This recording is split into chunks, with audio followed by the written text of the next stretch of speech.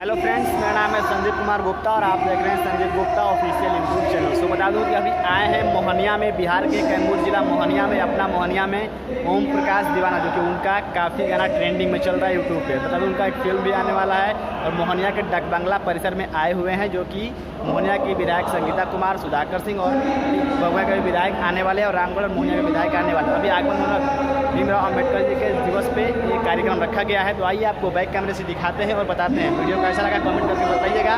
आइए आपको दिखाते हैं ओम प्रकाश दीवाना जी का बिरहा।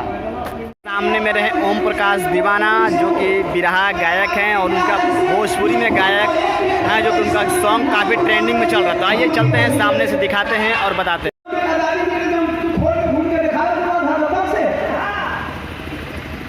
बहुत सोची समझी बीमारी है भाई साहब, इतनी समझदारी अभी इंडिया में कोई आई नहीं थी। जो बाबा साहब की मूर्ति तोड़ते हैं, जो बाबा साहब की उंगली तोड़ते हैं। अब मैं उन महानुभावों की तरफ जाना चाहता हूं जिनको हुआ गुलाम, जय जय जय हिंद, कांसी राम दीवाना दिल हुआ गुलाम। प्रकाश दीवाना जी का बिरहा आपको कैसा लगा मुझे कमेंट कर बताइएगा। मिलता हूँ नेक्स्ट वीडियो में, मुझे दीजिए।